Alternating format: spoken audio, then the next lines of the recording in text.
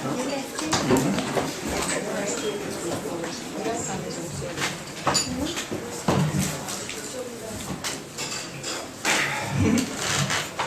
evening. Thank you so much for coming to the Habitza Forum's second event. Thank you. Very, very exciting. I'm so happy to see all of you here, in case you couldn't tell. So my name is Deena Levenstein, and I'll just quickly tell you a little bit about Habitza. In 2009, I started a blog called Habitza.com. I started it with a woman named Vera Resnick, who is gracing our presence tonight, and she's going to be reading one of her, what I think is a hysterical piece. And I don't know how she rhymes. I can't rhyme. It's more than rhyming. As she pointed out, it started because of the corporeal. She had broken her ankle, foot. Yeah, so it's pretty bad. And I went to visit her, and we started talking about how we have, ideas about things beliefs that we have about the whole dating scene, and that we would want to share that. And we decided to start this blog together. And we worked on it together for a year, and then she had enough. After a while, I had enough talking about dating all the time, and I sort of wrote on my other blogs for a while. And then, probably 9 months ago, something like that, I started feeling like I do want to deal with this issue again, and I started writing about it a lot. And when we first started Habitza, we always would brainstorm about funky event ideas that we wanted to run. And always one of the main things was they're not singles events. And another thing was, if we're going to be discussing singles are going to be out there as part of the discussion. And there are other things also. We really we're thinking out of the box. Amazingly, that's considered out of the box. And but we weren't ready yet. And I know only now, a few months ago, did I feel like I'm ready to start. So the first event was how long ago? A month ago? I'm looking at one of the panelists. January 7th, right. And it was a panel. It was on the topic of the matchmaker and the single, who's got it worse. And on the panel there was one matchmaker. Is she not coming? Yeah. She's coming. One matchmaker, one male single and one female single, and it was really wonderful. They all did such a good job, and I really got amazing feedback from it. So this event is a very different structure, as you can see, where we're going to have people coming up to read original pieces that they wrote, up to 5 minutes a piece, hopefully. I have to admit that I timed my piece, and it's more than 5 minutes. But you know what they say? They say that I would write you a shorter letter if I only had the time. So, I know, it's one of my favorites. And so I was planning this event, so I'm really sorry. If you guys are still awake, I'm at the end of the program. If you're still awake, then I'll read my piece. At some point in the middle of the program, I'll give a plug for the upcoming event, save the date for April 1st. And let me see if I forget anything.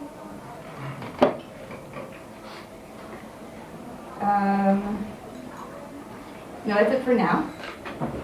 Okay, so without further ado, we're going to start the program. Do you want me to push off your speaking? To what? So your friends get here? I don't know, I thought they were on their way. If you want to, I don't mind. I don't want to keep people waiting. And, yeah. So we'll do the first two, and then you'll go after that. Okay. That's fine. Okay. Joel, I just snuck up on you there. All right. Because everyone has programs, I'm going to attempt to not introduce each person before they speak. You are more than welcome to look through this. And I forgot to put a link to the events page. But at Habitza.com, there's a page about the event, and if you want to read a little bit more about each of the readers there, see their beautiful pictures. And also, a lot of them have links to more of their writing and things that they do. So, yes, so we're going to start with Joel Haber.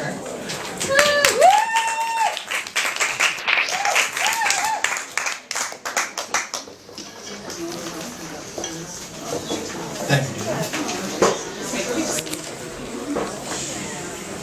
you. In case this is necessary, can you guys please turn off your phones? Hoda. Or should I say that in Hebrew? Is that the Israeli side of you? Thanks for reminding me to turn mine off. I almost forgot to turn mine off. Can you guys in the back hear me okay? Yeah. You need me to talk louder? Andy, you hear me? Yeah. All right, good. Thank you for having me. All right. This is called, Is It Love or Is It Just Love? I'll never forget her. Pure white, like the pristine calm that blankets a field after a blizzard, but still with flecks of darkness around the edges. It was that specific combination, I think, that made her so delectable, so unforgettable. Her lush, savory fragrance imperceptibly drew me to her. Not that I was an unwilling partner in that attraction. And her mature sweetness belied her young age. That was the best piece of veal I ever ate. I love that dish so much that I'm actually salivating as I write this. Sure, that veal was my dinner, but it was no mere meal. It is a beloved memory. And in no way do I feel weird saying that I loved that absolutely delicious piece of meat. See, some people think that men have trouble using that word, love. But it isn't true. We use it all the time. We love movies, foods, cars, bands. We love dogs, our proverbial best friends. I love the Jets, even though those losers suck so bad they haven't won a single Super Bowl in my entire lifetime. Get a bunch of guys drunk together. I mean really drunk, falling down drunk. And what are you most likely to hear them say to each other? I love you, man. So the phrase I love you itself isn't a problem. Or is it? Obviously, when people say that we have a problem saying the L word, they don't mean loving the Godfather, Led Zepp, Fido, or the crappy New York Jets. They don't even mean the way I love my brother from another mother. They mean real love, true love. The love between me and my as yet unidentified mate. Or at least between me and the woman temporarily playing the role of potential future mate. What I'm getting at is that there's clearly a difference between the various kinds of love. I love my mom and she loves me. But those two loves are not identical to each other, nor are either of them the same as the loves of me for my dad and him for me. I have tons of friends, and I truly love each and every one of them. And some of them I love even more. All of those loves are distinct from each other. And none of those loves will be the same as the love I will feel for my wife, I assume and hope. I actually wonder how different that love will be from what I right now imagine it will be. When we use this same little word to describe so many different things, what differentiates one love from another? As Howard Jones sang, "What is love anyway?" Man, I love that song. So maybe Van Halen is more appropriate here. How will I know when it's love?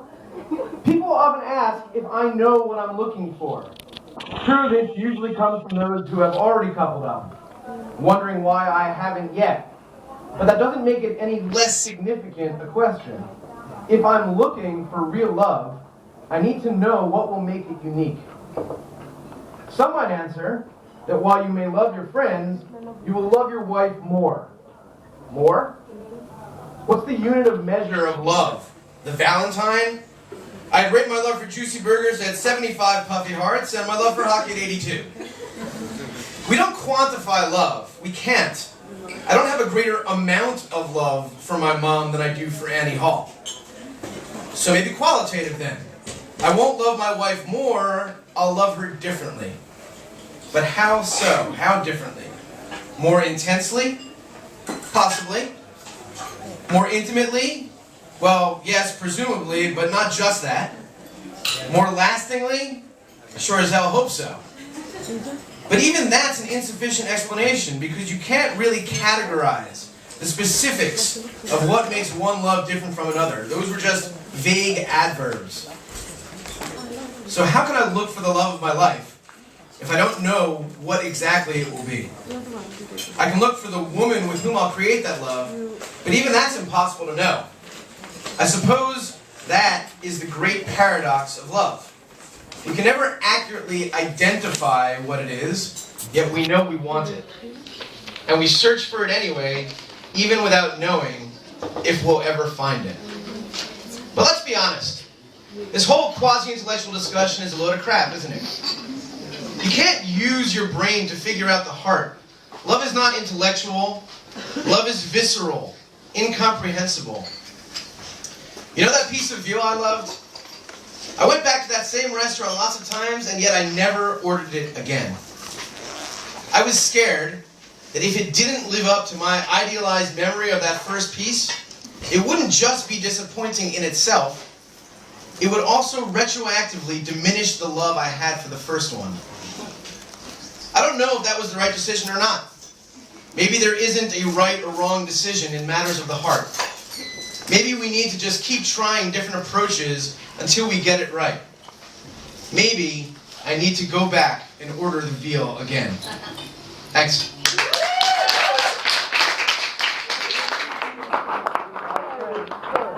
Thank you.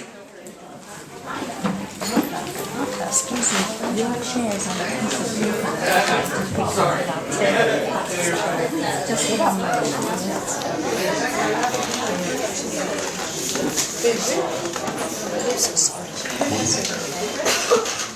Hi, I'm Vera Resnick. I just want to say, although I was here at the beginning of Habitza, everything you see now, it's Deena. In fact, Deena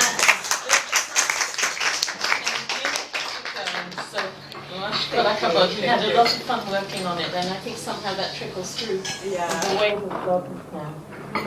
Okay. I hope some of you are familiar with Edgar Allan Poe and his poem Nevermore. Can you I hear, hope some can of you hear in you the back? perhaps are familiar with Terry Pratchett's quote, "The raven and something different altogether." Okay, this is with apologies to Edgar Allan Poe, who probably turned in his grave. But it's called Quote the Shidduch Nevermore. It appeared on the blog a couple of years ago. Once upon a midnight dreary, while I pondered, weak and weary, over many a quaint and curious volume of forgotten lore, while I nodded, nearly napping, suddenly there came a tapping, as of someone gently rapping at my chamber door.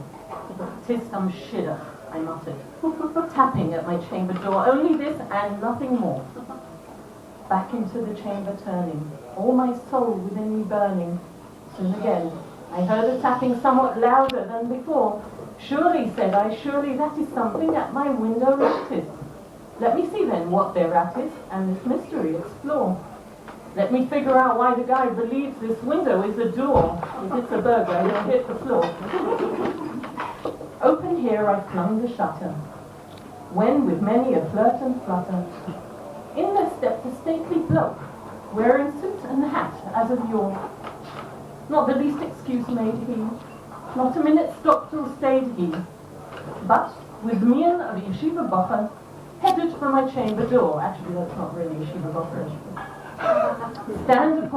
Stood upon the welcome mat, just outside my chamber door, stood, and nothing more. Ghastly grim and ancient shidduch, wandering from the swampy shore, tell me what thy lordly name is on the night's Vithonian shore. But the shidduch, standing lonely on the welcome mat, spoke only just one word, as if his soul in that one word he did outpour. Nothing further than he uttered, not a feather on his hat he fluttered. Quoth the shidduch, "Nevermore." Startled at the stillness broken by reply so aptly spoken. "Doubtless," said I, "what it utters is its only stock and store." "Ha, no," he said, "I cannot do this. I cannot do this any more. I tried the window and I see It's just no better than the dawn. Date after date has followed fast. I've had enough, no burdens more. Aren't you crying? I inquired. Of the Catskills single state? My name now is Never, quoth the ship. Never, as in nevermore. Be that word our sign in parting, both bloke or fiend, I shrieked upstarting. Get thee back into the tempest and the night's Beatonian shore. Leave no black hat as a token of those dates you've cowardly broken. Leave my loneliness unbroken. Quit the mat beneath my door. Get lost, depart. Just please get going and take thy form out through my door. Quoth the shidduch, nevermore. And the shidduch, never flitting, still is sitting. Still is sitting on the bright red welcome mat beneath my chamber door. And he's scaring off all the others like a demon that is haunting. And the lamplight o'er him streaming throws his shadow on the floor. A nightmare date for me and the shidduch, to be repeated nevermore.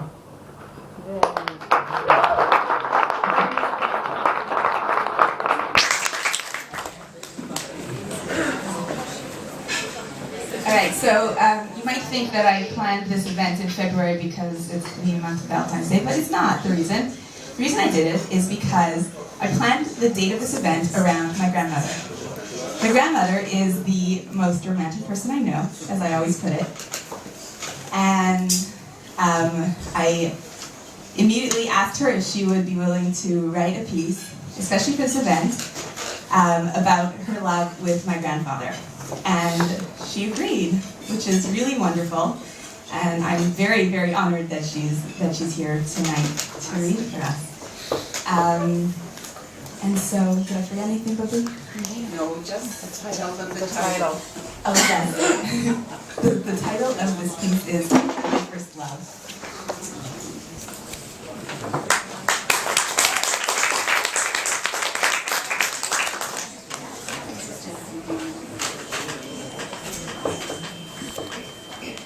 She's actually everybody's first love. She's so adorable. So what do I have to, okay, can everybody hear me through here? Back there as well? Even though my grandmother's great at projecting her voice. That's okay, all right. Okay. This is My First Love by myself.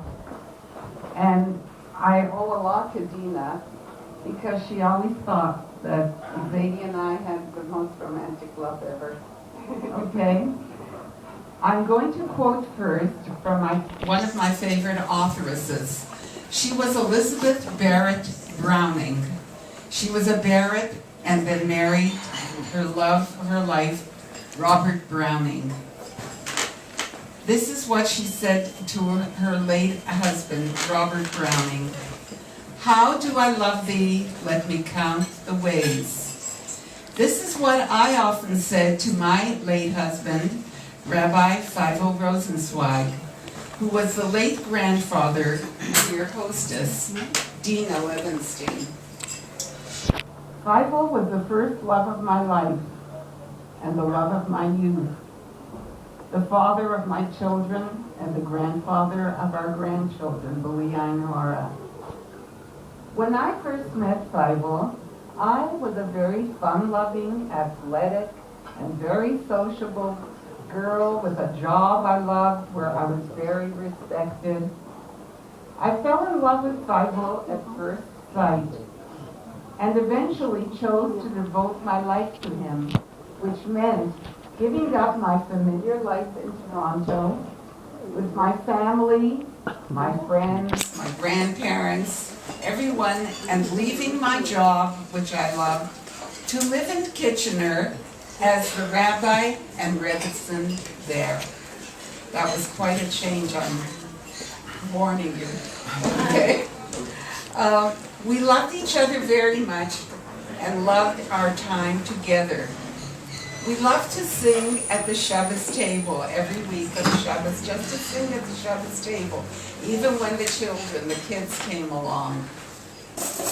We loved to dance in the kitchen to the big bands, like Glenn Miller, Benny Goodman, and Art Shaw.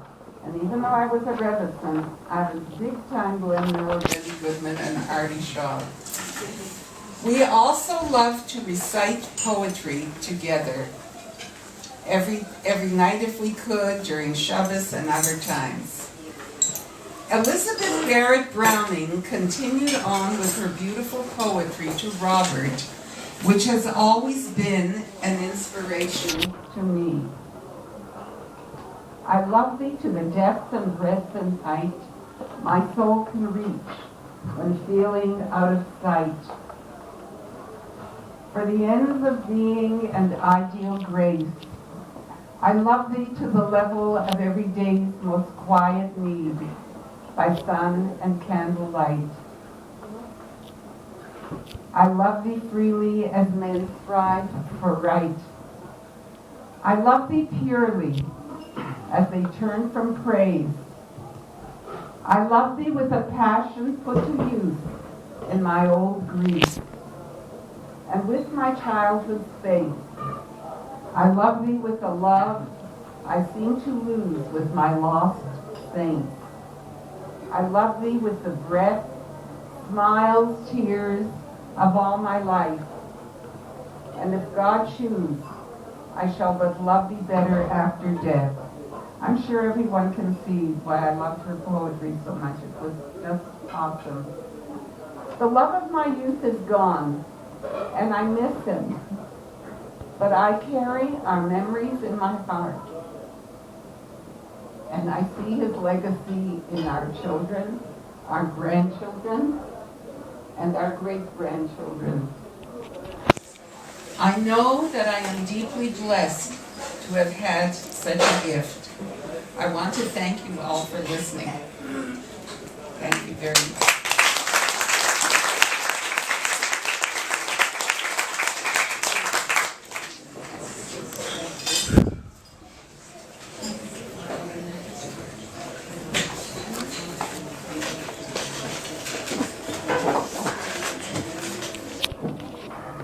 That was beautiful.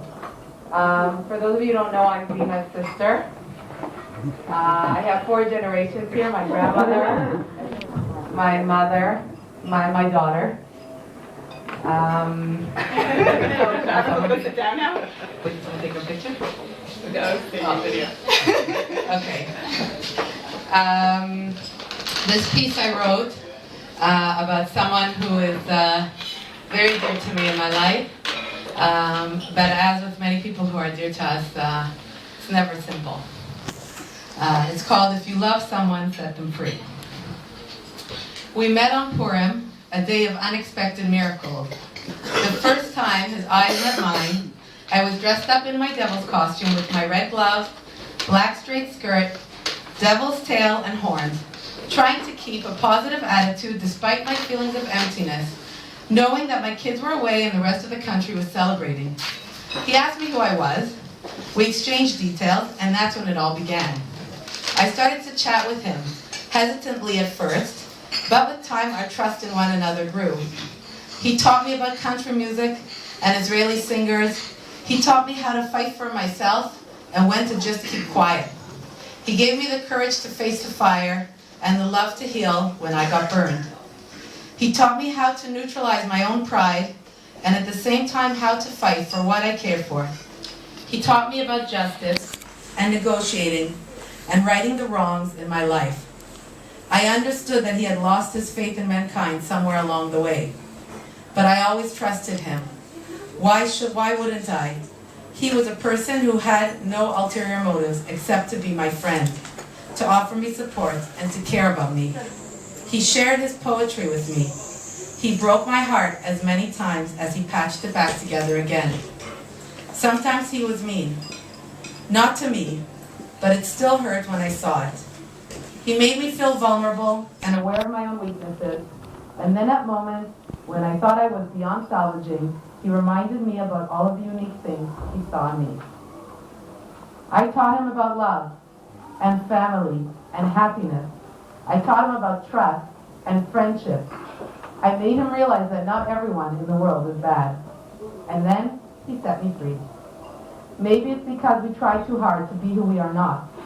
Maybe at a different time, things would have been different if we had met without all of our heavy baggage and our great mistrust in mankind. He cannot love, and I cannot be loved. A lethal combination. It seems to me the most twisted plot for a friendship that anyone could ever have imagined. He hurt me, but I hurt him too. So now I lie here wondering if he is okay. I shouldn't care, but I do. I remember what he said to me on his way out. He's the king of exits. He tried to explain to me why he was simplifying his life, which really meant that he was out of here, simply because that's what he does when things get complicated. But those are not his words. I know him too well to believe him. Sometimes it's better to say nothing at all, when the words are fabricated and so obviously a lie. And yet with his exit came a few carefree words that I knew for certain were truly his own. Ciao, baby, he said. Catch you on the other side.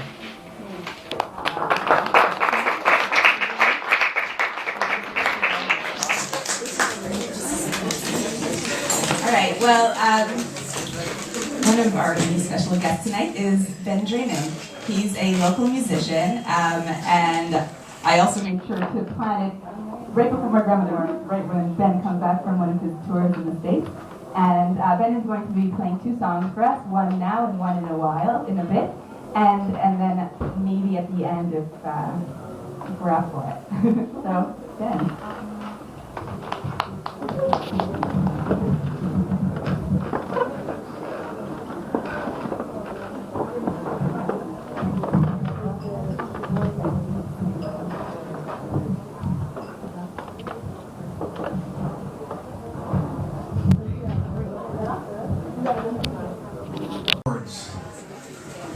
It can be an incredible experience. It can also be one of the most devastating experiences should one come to lose it, as anyone who has lost it at one point or another in their life can attest to.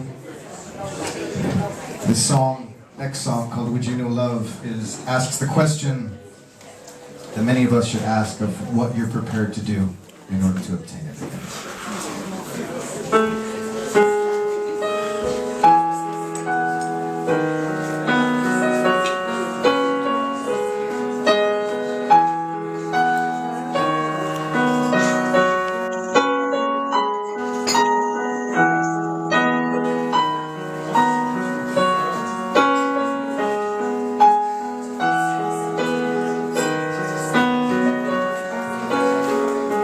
Would you know love? You met him on the weekend. Would you know love if he called you on the phone? You're thinking of how much better it would be if the things you had were gone. What could be so wrong? Would you know love if it disturbed your busy life? Would you know love if there was some other place you had to be? Would you place it above anything and everything without any guarantee? And wait for it patiently. You cry sometimes, but God hardly listens. He won't waste his time breaking down your walls. You try all the time to keep yourself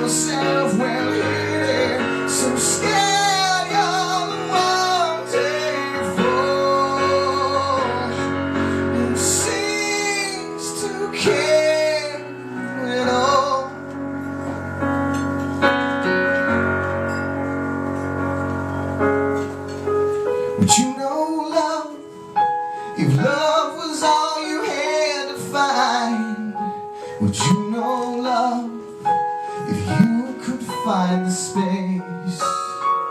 Have you had enough and just can't seem to bring yourself to lose what can't be replaced? To have all you love be erased. Thank you very much.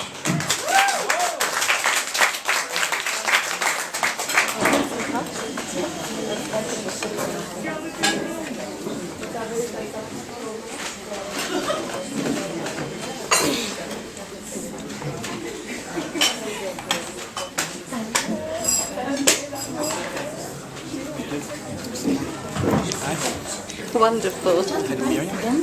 Hi.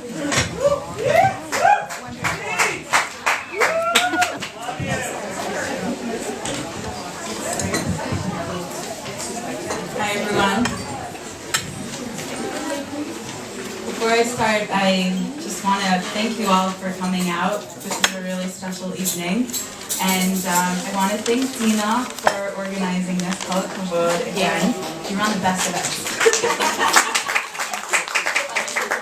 And thank you for being a friend and for inspiring me to write. I really appreciate it.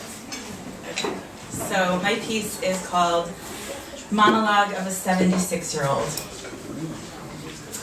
I forgot about you. I did. I forgot about the time when we decided to go to that charming Jerusalem book cafe, Tmol Shilshom. You asked me to describe what I was looking for in a partner. You probably didn't see at the time that my hands and my heart were trembling, but I still answered you with bravado. You told me that I was brave. We looked each other in the eyes and you said flirtatiously, "It sounds like I'm the one you're looking for." Oh, it was a beautiful day. I went home that night in high spirits and with a swelled heart. But you tricked me. Soon after that evening, you left. I was speechless. You said that I wasn't the one. My heart was shattered. I grieved for 3 months. And when I finally got the courage to go out there again, the most wonderful man entered my life. He was warm, kind, wickedly funny. He was so handsome. He had a good spirit about him, a sparkle in his eyes, and a charming smile. Patient, intelligent, and so loving. He too took me to this very same cafe where we talked and laughed for hours as we sipped café apouch. He too looked me in the eyes and asked me the very same question that you asked me. What are you looking for? That time, I wasn't trembling. After all, I was well versed, as if you were my dress rehearsal before God lifted the curtain for the real thing. Or maybe my heart was just harder by the time he got to me. I suppose it doesn't matter anymore, does it? He listened to me.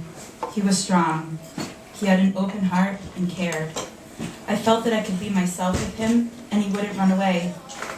And so when he described his ideal partner, he was clear. It was me. We were married just 4 months later and built a wonderful life together. Our love grew day by day. We laughed, we danced, we learned from one another, we trusted each other. We even were able to sit in a comfortable silence together. And when we disagreed, oh yes, of course that happened too. We were tough, but calm, respectful. We knew how to cool down. Our recipe, deep breaths, maybe a walk around the block, and then a glass of red wine as we talked it out. We merited happy, smart children, beautiful grandchildren, and had a flat near the sea. We called it our retirement castle. Our marriage, 41 years, symbolized a passionate vindication for all those years that I spent alone, praying for his well-being wherever in the world he may have been. I'd assumed way back then that we were looking for each other all the time, but I never imagined how fulfilling it would be to finally spend my life with him. Trust me, there were times in the marriage when I felt sort of lonely too, but I always knew that I could count on him to be by my side. He was my best friend, and we were crazy about each other, even well into our 70s. If I only knew back then that I needed to go through the heartbreak, the pain, and growth before him, to wholeheartedly be with him, to appreciate his depth, his needs, to listen to him, and accept him for who and what he was. You taught me that. Or rather, you taught me that I didn't know how to do that back then. It certainly stung when you critiqued me, but I really must thank you. After all, you prepared me for meeting my beloved. And now, here I am, 76 years old. My hair still has its curl, but it's gray now. My skin is still as soft as it was back then, even with its wrinkles. And my eyes, well, they're still green and twinkle the way that you both loved so much. And yeah, my teeth, they're still real too. Oh, how I miss him. He never used to say goodbye. He couldn't. Adios, see you later, hitraot. But never goodbye. We were sitting near the sea the other day, and he slowly walked home hand in hand. He was feeling weak, yet he still had enough strength to touch my cheek with his frail hands. He began to cough lightly. "You're the best thing that ever happened to me," he whispered. The same thing he told me 41 years ago in that book cafe, Tmol Shilshom. I smiled, but I could tell that there was something wrong. He then turned his head away. He never could say goodbye, and he fell into a sleep from which he never awoke. I sobbed from a depth in my heart that I didn't know existed. My beloved was buried the next day. And now here I am, alone, for the first time in all these years, feeling the imbalance, the uncertainty, the same loneliness that I felt in my 30s. I thought I'd forgotten about you. But you were the last man I knew before I met my beloved. You were my last heartbreak, the last time I mourned before I encountered the one real soulful connection. Do you ever think of me? Do you ever regret letting me go? If I called you, would you remember me? Maybe you'd see me sometime. I feel so foolish for these thoughts. After all, I'm an elderly widow now. I'm gray, I'm wrinkled. But just as vivacious as I was back then, and I can still dance. Really? 76. I thought I'd forgotten about you after all these years. But there was a piece of me that loved you all along. Thank you.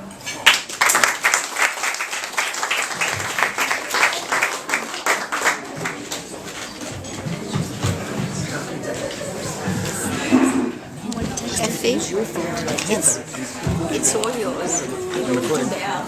I'm going to new book, The Hidden of Things, 12 Stories of Love and Longing. I have a couple of copies here if anyone would like to purchase them. And you're all welcome to come to my book party on Motzei Shabbat at my house, Palmach 32, 9 o'clock onwards. Okay. September the 18th, 2002. You know, women are really fine being single. It's men who can't manage on their own. When God said it's not good for man to be alone, he was talking about Adam, not Eve. In fact, God Almighty is single too. There are no other singles likened unto him. He is, was, and always will be single. And I learned once in the name of Rabbi Soloveitchik that we're supposed to imitate God. It's called imitatio Dei. So there we have it. Us singles are in the God zone. Stick that in your Gemara and smoke it, rabbis. Pa! Actually, the only reason I'd want to get married is to stop all the nosy parkers asking me when I'm getting married. It's the only solution with 100% guaranteed results. My friend P suggested a less painful way might be a hard blow to the boss with a sawn-off log to the nosy parkers or to myself, either one's fine. She's going through a divorce, poor doll. Yet another reason not to get married. I've taught my boss Itzik to understand that I am not Manchurian, I am Mancunian. He's really coming along very nicely. Posted by Emma, one comment. September the 26th, 2002. Okay, I may be against marriage, but it would be nice to have a man to do stuff with. And I'm so bored of the male flotsam that's washed up on these Catamon shores. So I'm going to do the internet thing. I'm not desperate or nothing. It's just that all the losers seem to wash up around the Palmach Street supermarket and wrap themselves clammily around the yogurts. Sorry, nobody here is referred to. I just want a normal boyfriend. Is that too much to ask? So, I'm going onto this website called Frumster. Stay with me, I'll do it now and report back in real time. I'll need a username. I think I'll call myself Monster. Oh my word. Didn't expect a multiple choice test. If I fail, will I be forbidden to internet date? I mean, look at all possible answers to what is your religious observance. Modern Orthodox liberal, modern Orthodox Mahmir. Yeshivish modern, Yeshivish black hat, Hasidish, Sephardic traditional, Shomer mitzvot, Kali Bachir, traditional and growing. Hell's bells! You've got to package yourself into a little box so you can find someone else who lives in exactly the same little box to pair off with a beast of your own species, like in Noah's Ark. And what in God's cabbage patch is Kali Bachir when it's at home? I mean, I know that Shlomo Carlebach was a hippie rabbi and his followers are happy, flappy, flaky types, but would someone really define themselves as that? Wait, I must do a search of Kali Bachian men forthwith. Wow, check this one out. I swear to God, I've just splattered cheese sandwich all over my screen. Name, Reb Dude. This is how I describe myself. I like the outdoors and sometimes I live in a tent. This is what I'm looking for in a mate. Someone who likes goats and knows how to make tasty jams. That's true, by the way, I saw it. One down, 5,999 to go. Okay, I've cleaned my screen, but I still don't know what to tick. Help! I wear black hats sometimes, but I don't think that's what they meant. Modern Orthodox Mahmir seems too religious. I could land up being approached by a real caveman. I remember once I dated a newly observant man who'd gone off the deep end. His views were so unripe. Brings to mind those little grapes that taste so sour you wonder why they're being marketed as a foodstuff. I remember he had these stumpy fingers and didn't stop twisting them in his beard, and he announced in his deep Californian drawl, "I'm not interested in seeing movies, and I expect my wife not to either." I said, "But what if she wants to?" He said, "I'll put my foot down." I said, "On her head?" We did not part as friends. Okay, I know you're in horrible suspense, so here's my decision. I'm going to categorize myself as Shomer Mitzvot. For all you millions of Gentile folk reading this blog, that means, at least to me, just plainly old Jewishly observant, the basic package. It'll do. Anyone who has a problem with that can shove off. Onwards. Do you wear skirts or pants? You can tell this is not a British site. Pants in Queen's English means underwear, though the word has probably never passed the Queen's lips. My husband's pants and I really don't think the question, do you wear skirts or underwear, should appear on a dating site, except possibly for Scotsmen. Certainly not for nice Jewish gals, bloody Americans. Will you cover your hair when you get married, and how? With a flower pot every Tuesday. How often do you pray? How often do you learn Torah? What is your Jewish background? What is your college background? Do you smoke? Are you willing to relocate? Nobody expects the Spanish Inquisition.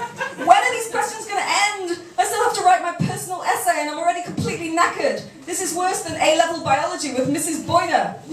Okay, here's the personal essay. I only had the energy to spew out the following. I'm stunningly beautiful. I've been told I look like a model. Airplane. I'm energetic, witty, and driven by a chauffeur. Also a pathological liar. I'm lying about that too. I hope that this last sentence will cause any of you who are robots to malfunction, as I do not wish to date a robot. I'm looking for someone with a great sense of humour who loves people and is relaxed. No chain smokers, religious freaks, or repressed homosexuals, please. If you have commitment problems, go commit them elsewhere. Please be a somewhat intelligent conversationalist. If I want to talk to a wall, I'll go to the cocktail. And tall. I don't want to get romantic with your bald spot. Basically looking for someone solid. Liquids and gases need not apply. Yeah, I know, crap effort, but I just want to get to the search. Finally, the search. Hooray! I'm going to tick off all of the ideal characteristics. The exact age, weight, background, college education, religious philosophy, and attitude towards capital punishment I want in my ideal man. I am now awaiting with trembling earlobes and bated kidneys for it to produce the ultimate man! Uh-oh. The screen barks at me. No members match your search criteria. Having problems? Widen your criteria. Go widen your own criteria, you daft gits. Right, I've lowered my standards, and presto, I found some men. But they're all either too short, or too religious, or too educated, or not educated enough, and if they are tall, normal, and educated, then they inevitably look like a bullfrog. One man seemed nice till I realised that he's French! Ah, puke! I'd rather be dragged backwards through a bush by inebriated yaks. Some of these men must have filled out these forms while they were asleep. Who are these nebs who put themselves down as single, never married, and also with children? Now, that's what I call alarmingly honest. Save something to tell on the second date, sugar. And who are these clowns who write their modern orthodox machbir, which means strictly religious, and then go on to tick that they never learned Torah? And what are they, modern friggin' Greek Orthodox priest machmir, for God's sake, that they don't learn Torah? Ignoramus more like, probably don't know their machmir from their vermeer. Oh, and here's one who's given me an apoplexy, whatever that is. He's literally written, no fatties, please. I swear to you, on the life of Elijah, ooh, I could just thrash him. I hope he dies totally alone in a rat-infested garret with no heating in friggin' Paris. Thank you very much.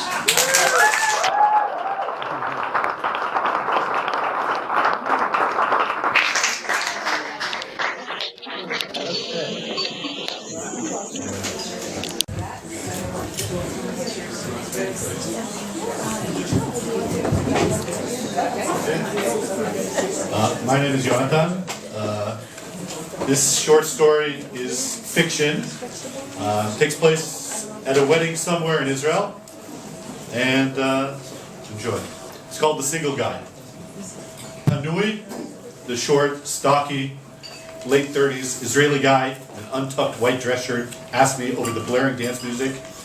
At first I thought he was asking if I was free, but then I realized he was just asking about the chair. I nodded and he sat down.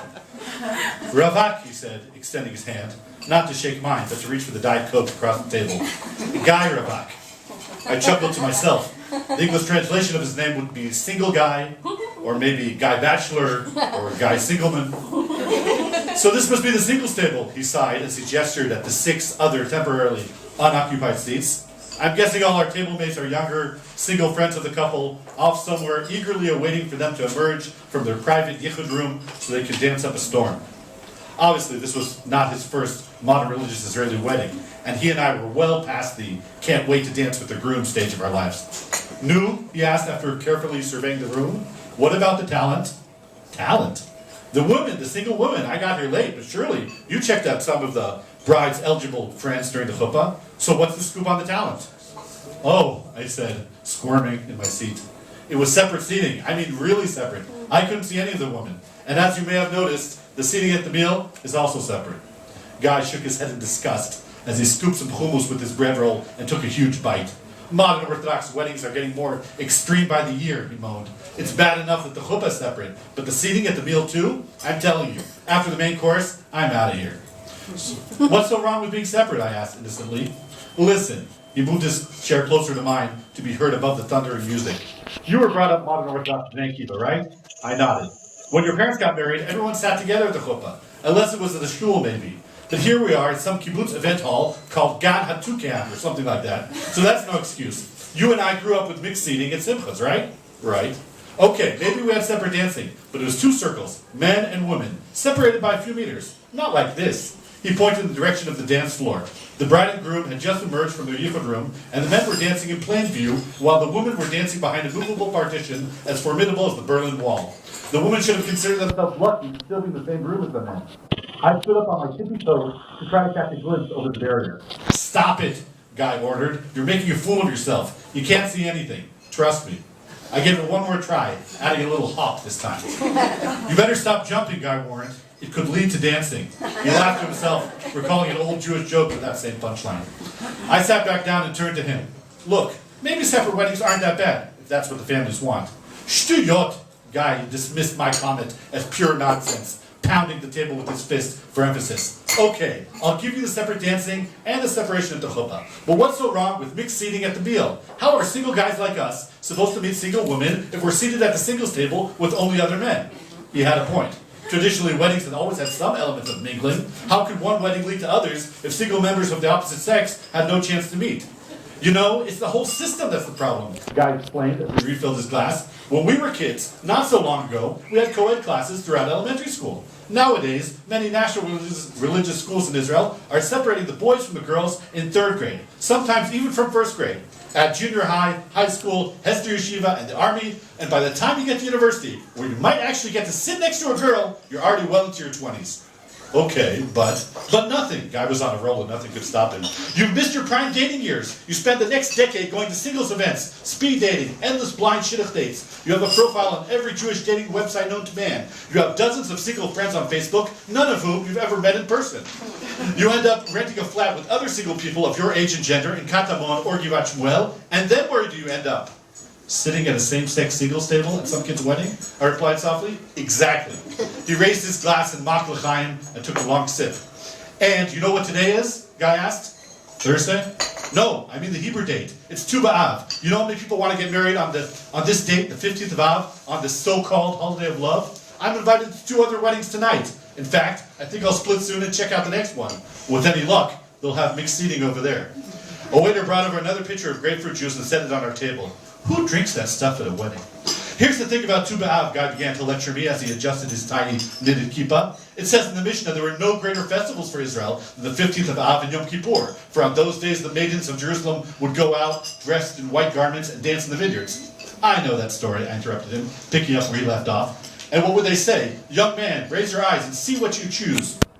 What would the beautiful ones say? Look for beauty, for a woman is for beauty. What would those of prestigious lineage say? Look for family, for a woman is for children. And what would the unattractive ones say? Make your acquisition for the sake of heaven. Very good, Guy smiled. So you see, Tu B'Av is an important day. Yeah, I chuckled. I guess all the guys back then were busy checking out the talent, as you say. Don't laugh, my friend. Guy Ravaka, very serious all of a sudden. Notice how many times the text uses the word look. Raise your eyes and see. Look for beauty. Look for family. He jerked his thumb in the direction of the woman dancing behind the wall. Back then, the single women may have danced separately from the men in the vineyard, but they were meant to be seen by the eligible bachelors at some stage. Maybe the men weren't supposed to stare and leer at the ladies, but they were certainly supposed to look. Spending Tu B'Av at a wedding where you can't even see all the single ladies is missing the whole point of this holiday. Think about it. I was still thinking about all the single ladies. Just as Guy got up to leave, not wanting to be the only one left at the table, I accompanied him. Guy Ravak lit up a cigarette as soon as we got outside, took a long drag, exhaled, and put his arm around me. It's like this, Habibi, he said softly, turning quite philosophical. One of the 7 blessings we make is grant perfect joy to these loving companions as you did your creations in the Garden of Eden. Yeah, so? Adam had everything he needed in the Garden of Eden, except one thing. A partner? I would have guessed cable TV, but I'll stick with a partner. Kabbalah teaches us that, that's right, Kabbalah teaches us that Adam's male side was back to back with his female side, before God sawed Adam and Eve apart and they could finally see each other face to face. We must learn to communicate with each other in a face-to-face manner, especially in our relationships, especially with our soulmate. It's got to be face-to-face. And that won't happen in separate weddings, I concluded. You got it. Guy got into his car and drove off. I was about to turn back to the wedding hall when another car pulled into the now vacant spot, and 3 girls, obviously friends of the bride, got out. We're late, one of them explained hurriedly. Can you tell us where the rest of the bride's single girlfriends are? I shook my head sadly. Sorry, ladies, I wish I could. But honestly, I haven't seen it.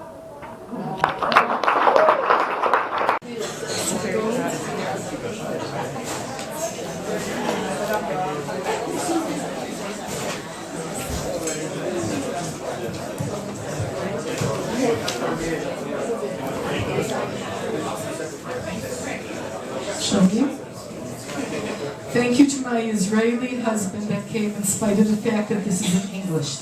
תודה רבה לי על ישראל. My parents got married in February 1944, 70 years ago this month. It was during World War II, and my father was a soldier in the U.S. Army, in the Signal Corps, attached to the Air Force. They got married on an Army base in New Jersey. After the ceremony, the soldiers all lined up in 2 rows, created a pointed arch of their bayonets, and it was under this arch that my parents exited the chuppah. My mother was always Orthodox, but my father was not. Nevertheless, my mother relates how he read the entire Song of Songs to her on their wedding night. And his whole life he saved this abridged prayer book and abridged Tanakh issued to American soldiers by the U.S. Army, American Jewish soldiers. When he was 60, he began to keep Shabbat and learn Torah after he survived a terrible traffic accident, but that's another story. For 6 months after the wedding, my parents traveled from base to base in America until my father was shipped overseas to India. There he flew with reconnaissance missions over the Himalayas. When I complained once about my husband having miluim, reserve duty, for a month, my mom said, "Don't complain, I didn't see your father for 18 months." My father loved India in spite of the circumstances of the war. And when he returned, he brought my mother some beautiful gifts, including an Indian wedding sari, this woven from purest silk and gold. My mom posed in this sari, draped over an elegant black dress at their 50th wedding anniversary. She told me that at the beginning of their marriage, they made a rule: never go to bed angry. My parents' love was legendary. At the funeral of one of them, their shul rabbi, Rabbi Granitstein of Green Road Synagogue in Cleveland, said that he loved to watch them in their 80s, making eyes at each other over the mechitza. On February 5th this month, our daughter got married.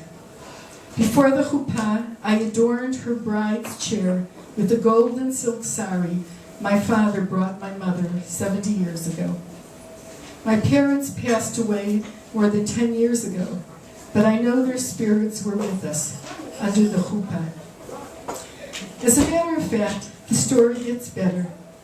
Last summer, my daughter and her boyfriend had broken up, but they met by chance before Rosh Hashanah while switching planes at the airport in Istanbul. He was on his way to Nepal. She was on her way to India. I'll skip to the end. 2 months later, they were engaged. Under the chuppah, her chatan thanked his mother and father for everything he had received from them, and he thanked God for his part in bringing him and the kala back together. The morning of their wedding, I decided to not skip the class I usually attend on Wednesdays with Shani Tarragon. It was a class on Shir HaShirim, the Song of Songs. Fantastic.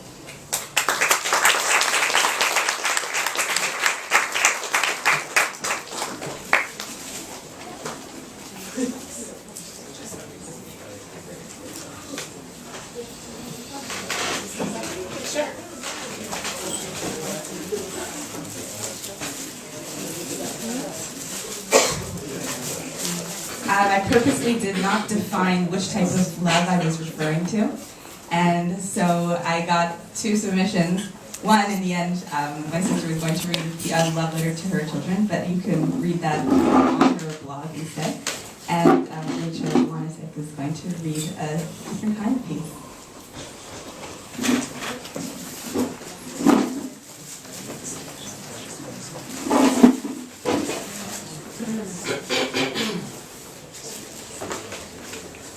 Want, hope, wall down, glop,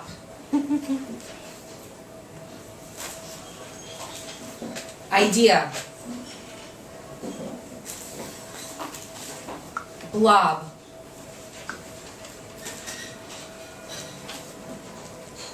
grow, more, nope, over, lose, tube, fear, can't, make, womb, love.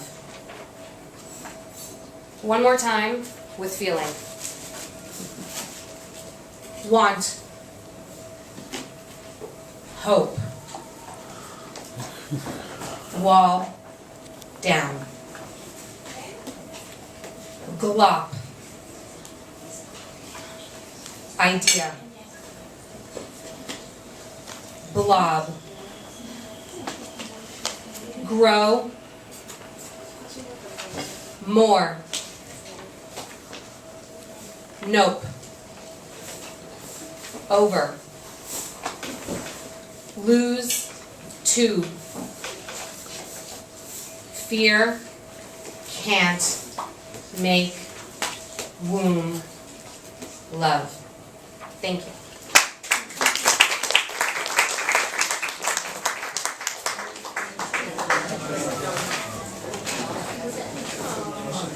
All right, as David is coming up, I will just quickly give a plug for the next event.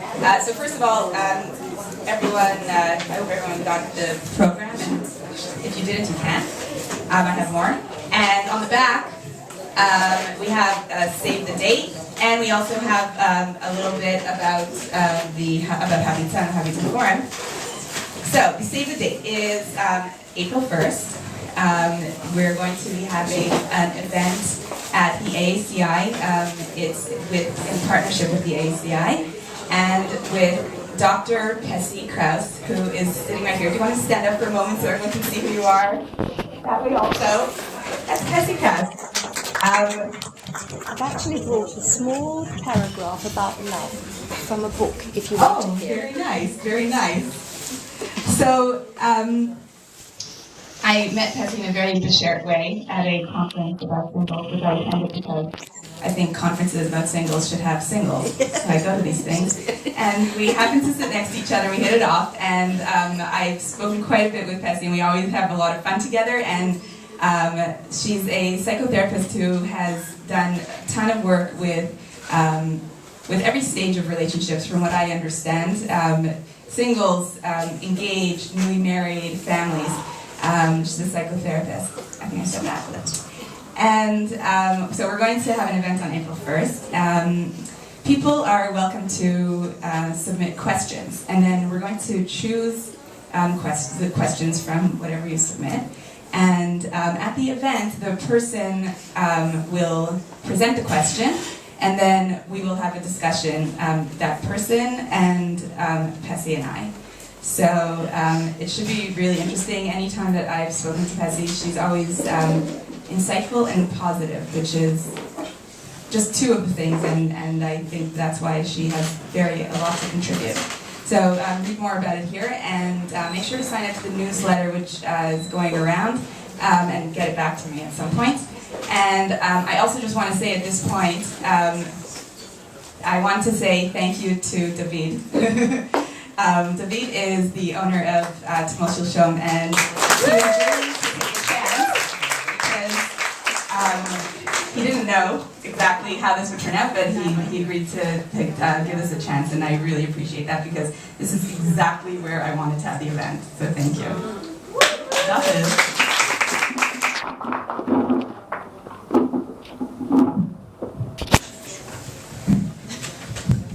Shalom, everybody. Shalom, David. I'm a little nervous. I'm not used to speaking in front of people. This is, I'm going to read the first poem I'm going to read is from my book of poetry, Love. My parents said, do not give up.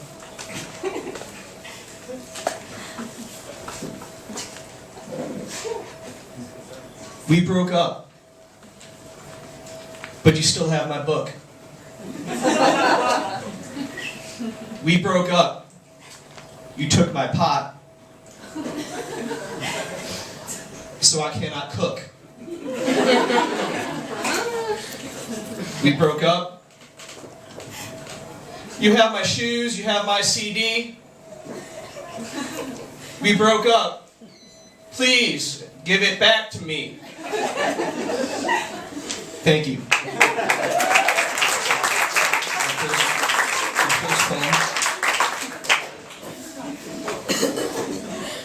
I also want to just give a little respect and an acknowledgement to my what would be known as my mentor and my inspiration, Dr. Seuss. Thank you. This next poem is actually one that I wrote a long time ago. This poem is called "I Am Normal, But You Would Not Know."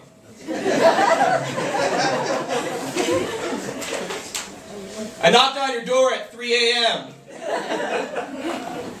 What the hell was I thinking? I sat outside your door for 5 hours till you called the police. What the hell was I thinking? I paid for your drinks. Usually top shelf, Johnny Walker, green label. Could have been red, you wouldn't have known the difference. What the hell was I thinking? I got you a pony. I don't work at an amusement park. It wasn't a prize. What the hell was I thinking? I thought, hey, I'm not going to call you for 6 days. Make you think I got other things going on in my life and you don't need you and you're going to love me because I don't need you and I don't want you. What the hell was I thinking? I adopted a child.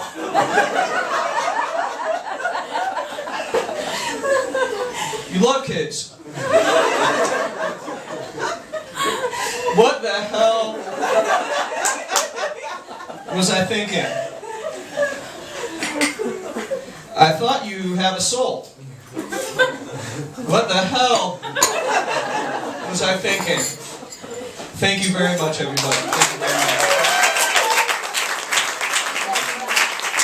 That was a poem by David Kalimnik.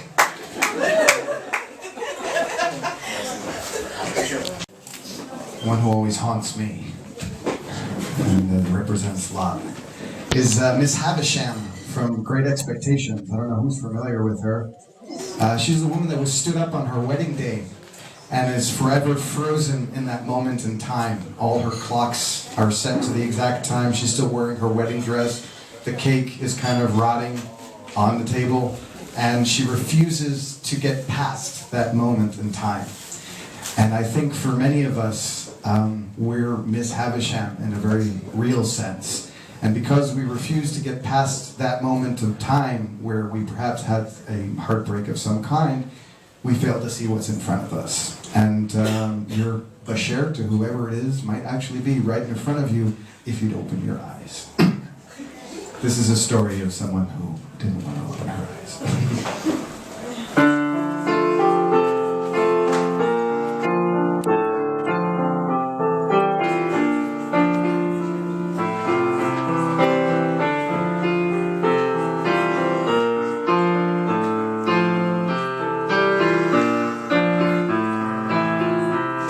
They say one is created before every dawn. Matches made in heaven that can never be broken. But I just know that something went wrong. No one can explain it, there's no rhyme or reason. She can't let go, though she knows he's gone. And everyone can see that she cannot move on. He'll never realize the damage he's done. But somewhere in the night there's a heart still beating. Sometimes you should fight when all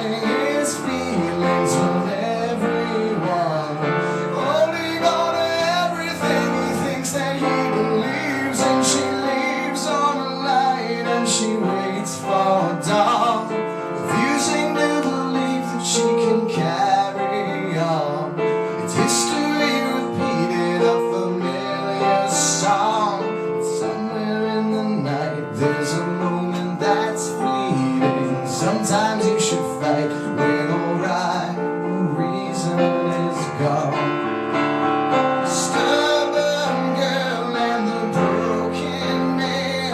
Try if you will, but you will never understand. Forget all the things that you knew before. The rules don't apply anymore. Well, she can't let him go, though she knows he's gone. And everyone can see that she should just move on. She tries to go to sleep with the lights still on. Somewhere in the night there's a girl still weeping. It's time to shut the light when all right, the reason is gone.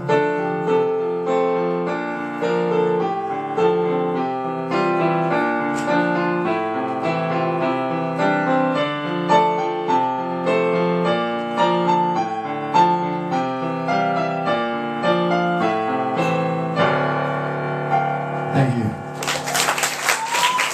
Just a small plug for me. I have CDs here if anybody wants, and it's a kind of name your own price type of thing. They have these kind of rock ballads. That's kind of what I do. Thank you.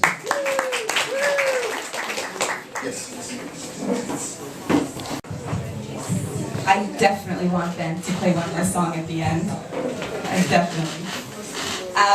So the next piece, in general, the rule was that you had to read a piece that was original by you. But I made one exception. There's this woman, her name is Ruchama Feuerman, right? She lives in the States, and she has just published a book. Right now it's available in digital form, and it's coming out as print in March. And I was going to have a friend of mine who is a professional voiceover person, whatever you call that. She was going to read it, and she practiced, and she was going to be like acting it out, and then she got sick, so unfortunately she's not here. So I'm going to read it. Haha. All right. Oh, I should get a part here too. No, I'm kidding. Okay. Okay, so the book, this is an excerpt from In the Courtyard of the Kabbalist by Ruchama Feuerman. So this is first an intro. Isaac, 41, a bachelor from the Lower East Side, has been serving as an assistant to a Kabbalist in Jerusalem when the Kabbalist dies. As such, he takes on a more prominent role guiding the souls who wash up there. A few weeks later, Shendel Bracha, the Kabbalist's widow, has a frank talk with Isaac in her kitchen while making chicken soup. Isaac, you need to get married, Shendel Bracha said as she broke celery stick into 3 pieces and plunked them into a pot. He turned his palms up. What, you think I haven't been trying? I just went out on a date last week. You gotta try harder, she said, tartly scraping the skin off a carrot. I can't waste all my precious evenings on these pointless shit-offs. Seeing the dismayed look on her face, he said, the great Talmudic sage, Ben Azai, never married. He said he was married to the Torah. The Rebbitzin didn't look impressed. Tell me, he said, why the rush now? The carrot went whole into the pot. It's not good for you to meet women in the courtyard and talk about their private things, and you not married. As an assistant, it didn't matter as much, but now, she trailed off. Had he crossed any boundaries? Nothing hit him. A quiver of revulsion passed his face at this suggestion of impropriety. You shouldn't have to live like this, she went on, wrestling with a homely knob of celery root, the key to excellent chicken soup, she always insisted, as does my mother. Like what, he asked. Please, she set down the celery root. I know you could have much more, Isaac. More, he echoed. The word caused a strange pressure in his chest. Why should a man with so much to offer be alone? Please, Rebbitzin, you sound like my mother, may she rest in peace. Mothers have been known to speak the truth on occasion. She wiped her hands against the lavender apron and looked at him. Isn't it, she glanced down a moment, difficult? He poked his head back into the fridge. None of your business, he thought. After all, did she really need to know? For Gitti, his former fiancé, he had ached plenty. But after she jilted him, practically at the chuppah, it seemed someone had taken a sledgehammer to his lower half. Yes, his body still experienced normal urges, but nothing that couldn't be contained. The sages had good advice. If you meet the beast, drag it to the house of study, and feed your passion and it will become hungrier. Keep it hungry and it will be satisfied. Thank God he knew how to distract himself. I managed, he said shortly, and looked back at her warily. You need to get married, she said flatly. You've had years to find someone. Enough. What about that woman, Ayala Pfefferberg, the one you just went out with last week? Ayala, the accountant with the fair skin and delicate frame, a pleasant enough woman, but she wore him out with her banking metaphors. Marriage is about investment and interest and balancing the book of life, and 10 more to match that one. Anyway, she had told the matchmaker that it couldn't possibly work. His eczema-scratching habit drove her crazy. With all due respect, Habitza, I don't think so. Well then, what about that young woman, the one with the bike? What's her name? She gently eased into the bubbling pot a whole onion, followed by a turnip. Tamar, you're thinking? A flush crept up under his beard. An image of the Bala Tshuva sprang unbidden into his mind. The way she was always gesturing emphatically, sweepingly, in a wide-open way, her lips and brows constantly moving, her features forever in motion. The rare, beautiful women he had met were stingy with their movements, or maybe just more self-contained. Not Tamar, and he admitted she was beautiful. He shook his head sharply. She's a fine young woman, but she's years younger than me. I'm like a rebbe to her, a father practically. So, she drawled, clanking a cover on the pot. Many men marry younger. Who are you to consider yourself so exceptional? His eyes darted here and there. I don't know what to say to any of this. He took off his hat abashed. You should know I have nothing against marriage, but marriage seems to have something against me. I have no muzzle in this area. Make your muzzle. Easily enough said. He rinsed his hands in the sink and dried them on a striped dish towel. Truthfully, I have grave doubts about my ever being suited for marriage. Who's suited for marriage? She rejoined. No one I know. She gathered up the peels and threw them in the garbage. He reeled. You and Rebbe Huda had the best marriage of all. I saw the love between you every single day. Do you think it was so easy being married to a great man, to such a big tzaddik? She rubbed her arm. It was hard. Hard? His mouth contorted as if he had tasted something sour. She nodded. The problem was, he thought I had the same capacity to give, just like himself. He never asked me to help out or do more, you understand? He just thought I was like him. But I'm from Brooklyn. I didn't go through what he did. While he was hiding out with his mother in sewers for months during the war, I was getting piano lessons. What did I know about hardship? Isaac, his eyes on the Rebbetzin, kneaded his hat. Once she said softly, we just finished making a batch of potato kugels to give out. I was exhausted, so was he. But now we had a wedding to go to. A nice young man and woman getting married. Both of them, what do you call it, simple-minded. The parents on both sides opposed the marriage. No one was come to the ceremony. My husband was to be the officiating rabbi, caterer, and also be a guest. I didn't have any koyach left, not 1 ounce of energy. But if he did, and he was older than I, not a well man, if he could go, then how could I not? So we went. He married them, took their pictures, danced for this couple the whole night with such joy. She smiled, remembering.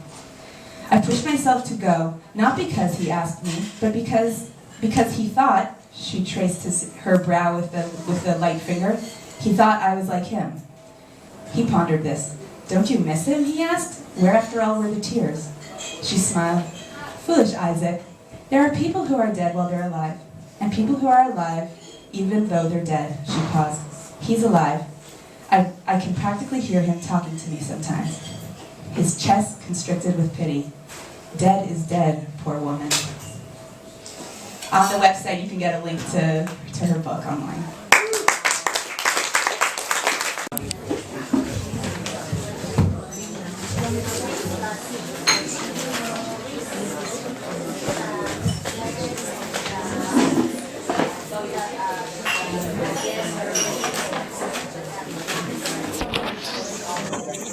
My grandparents' lives trained them into a different breed than you and I.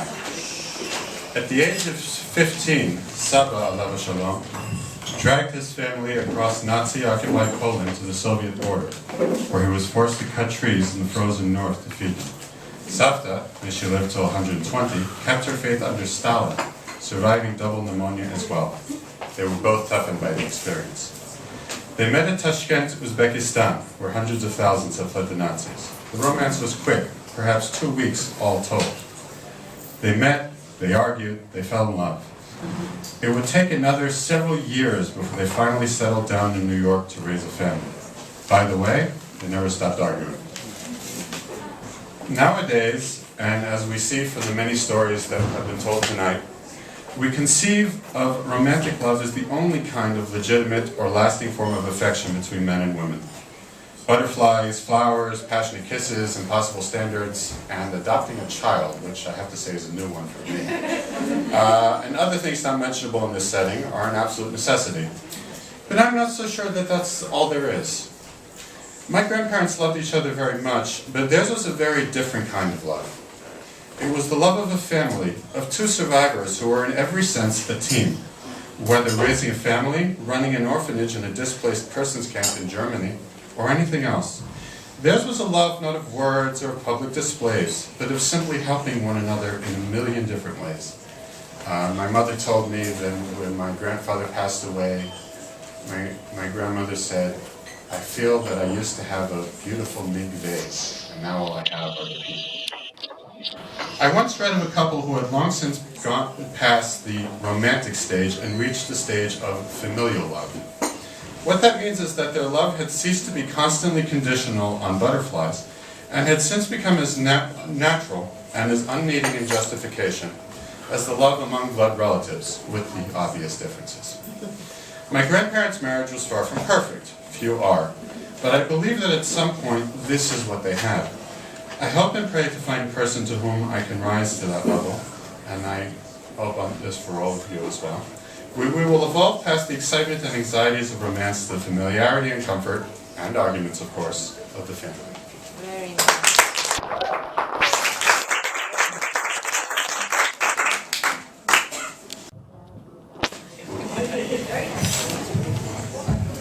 All right, well.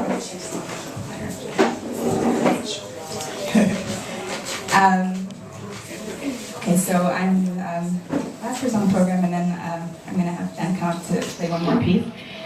So I will just say that, something we can boogie to. I was going to do an icebreaker, and I didn't, because I couldn't think of one that wouldn't be annoying. So, guys, just try to, say hi to someone you don't know. There. That's the nice. There you go. Oh, I saw it happening. Whoa. Okay, great. I have really been in heaven tonight. I want to thank the readers so much. It's been really wonderful. You guys have been, all of you, amazing. I have been sitting here with chills and sometimes almost with tears in my eyes, because I'm just so touched by this event, by all of you who came to listen, and all of you who came to read. On the program, you'll see my email address. Please feel free to email me with feedback, how you felt about the event, and if you have ideas for future events, and what else I want to say? Oh, right, and also, I wasn't able to take pictures, but if any of you took pictures and you want to send them to me, that would be really helpful, so that I could create an album. All right, so I'm going to read my man collage. Oh God, what am I thinking? My man collage. Yes, this is an experiment, people, so be nice. Stop judging me. You're already judging me. I can't take this anymore. What this piece is that I went through my private diary. I blog publicly, and there's tons of stuff that I can never write about because it's too private either for me or for the person that I'm dating. So what I did was I went through my my private diary from 5 or 6 different relationships or dating experiences, and I took excerpts from them and I made it into one story. All right, so let's see how this goes. My man collage. My bladder is full, my stomach is empty, and I'm a nervous wreck. We're calling him Moshe. I just wrote Moshe an email. I thought of just asking him out, but I want him to ask me out. ... Ha! I heard back from Moshe, and he asked if I wanted to meet. I said no. Kidding. But now, yeah, I really do make jokes to myself in my private diaries. But now that I think about it, I'm not sure how much potential there is. There are some pretty big differences between us. He's Israeli Filoni, I'm super traditional, but who knows? Our first date was a few weeks ago. We met on a Saturday night in Jerusalem. We went to the Marakia, which is a horrid place. He is super cool, kind, gentle. I see that we can have good conversation. For our second date, we went to Cafe Yoshua, which turns out is a very treif place. We had a really nice time on that date. I just found him interesting to listen to, and also he made me happy after going through a really crazy day. In brackets, dying relatives and fighting siblings. He really helped me feel better, which to me is like the best sign ever that he's awesome in general and awesome for me. When I was talking to Moshe a couple of nights ago, and again this morning, I was feeling so annoyed by what he was saying. When I mentioned that later in the conversation, he told me that he was only asking questions in order to understand. He was only asking a question. How terrible. This feeling, this sinking feeling. From the last couple of phone calls, I felt like forget it. I want to meet him one more time just to say I did and move on. But could it all just be because he was tired? Why isn't he letting us talk about me? Like really? That makes me feel like I'm boring him or something. Ha! Guess what? Tonight we spoke and we ended up having it out. And it was a great argument. I was so excited we could have a pretty serious argument, argue it out, and then, when it's over, just move on. We were laughing and talking about other things after that. Afterwards, I asked him how he felt about me sharing with him what was bothering me, and he said he thinks we should be open with each other in that way. The next time we spoke was a million times better again. He stayed so conscious about not interrupting me. For our third date, we met at Gilad Shalit's tent for Megillah reading. We schmoozed, I know, it's history. We schmoozed until it started, and then I went inside to make sure I could hear it. He was so enthusiastic about it afterwards, thanking me for inviting him. He was really sick, though. His nose is running nonstop. He's exhausted, but we both wanted to see each other, and I was very happy that he put in such an effort to meet me. When I'm tired, I get into an I love everyone mood, he told me. That's what he told me on the date. At one point, he leaned over and said, I love you, Deena. I know it wasn't just a joke. Anyway, after Megillah reading, we went to a restaurant. It was just so nice being with him. We laughed a lot, we drank wine and limonana garuth. We mixed the two together at the end, which didn't work so well. He said something so funny while we were sitting there, but it's probably right. He said that the beginning is especially difficult, and then he said that the beginning is the first 20 dates. I laughed when he said that, but I think that maybe 20 makes sense. At the same time, I thought 20 sounded like a lot, and so we decided to make one sitting into more than one date. We did that by getting up and changing seats in the middle of our drinks. We even traded the drinks. It was so cute and fun. I like Moshe. Why? Well, for one thing, since I met him, I've been searching for his ego. Where is Moshe's ego? Is it on the bus, in a boat, on a float? Is it over here? Is it over there? I swear I wrote that. Also, he says when he thinks he's wrong. He apologizes easily. And there is his kindness, his sweetness, his soft and caring spirit. He is a gentle soul. So now, we've progressed to the stage of calling each other chamud. It's sort of fun. Sort of fun and sort of nerve-wracking. Where is this going? That's way too much commitment for me. I'm out of here. When we met tonight for date number 4, he felt so reserved and introverted. It can be disconcerting, but I decided I need to not read into it and just go with things and see if I could bring him out more. I did, and it made me feel very good. He was barely smiling in the beginning, but was smiling a lot more by the end. And afterwards, he kept telling me what a nice time he had. Yay! I don't know what the future holds, but I do know that we are both getting so much out of being together right now. I feel like I'm learning so much about myself, how I interact with people, etc. I am also learning so much from him. The way he thinks about things teaches me so much. His strong will to better himself, and as I get to know him better, so far I am only more impressed. For our 5th date, we met on campus, and he gave me a tour of part of it. It was really interesting, but I keep feeling like he doesn't hear what I'm saying when he's on a roll, and I need to either fight my way in or just not talk. It's driving me crazy. Frown. I'm so upset. Am I upset because it might just be that it didn't work out for me with yet another guy, or is it specifically him? I know what is bothering me, and it's not easy stuff, really not. And I ask myself what I want to do with that.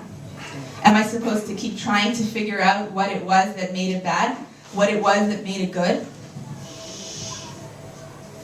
Moshe, I don't feel like you really are trying to get me. Often I need someone who is going to probe, ask me questions, just talk about me. You don't do that, maybe ever. I don't know. I feel so unsure about all of this, but I'm having such a difficult time letting go. I'm so sorry if I'm hurting you on the way. Moshe, I'm so sorry about the potential that will never be actualized. I can feel how amazing you are, how much you helped me just in the short time that we were first in touch on the phone, email, and chat, and then the few times we met. And I feel sad that the potential won't continue to be actualized. And then I think, maybe the potential was actualized. Maybe those 3 weeks were the actualization of our potential together.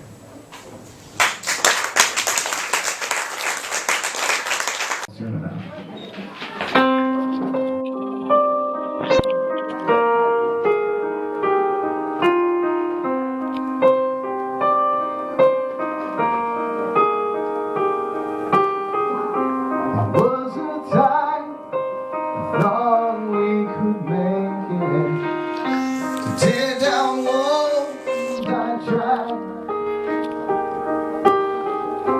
Was it for real, or did we fake it? Denying what we felt inside. Now you seem so cold and distant, where once love did reside. Can you be so suddenly twisted beneath the empty shell you hide? Will it take your breath away and demand your silence? Will it cause you to delay or surrender to violence? Soon enough I'll lose my reason. Soon enough I'll cross that line. Soon enough I'll find my rhythm. Soon enough I'll learn to be fine. Now I feel so worn and faded, with all that I must leave behind. How can it be? How did we get so jaded? That I was blind. And will it haunt you every day? Every time your defenses. Will it take your pain away?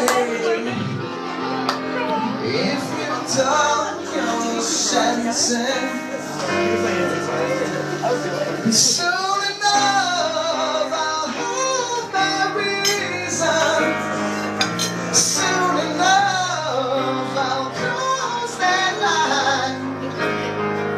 Soon enough I'll find my rhythm. Soon enough I'll learn to be fine.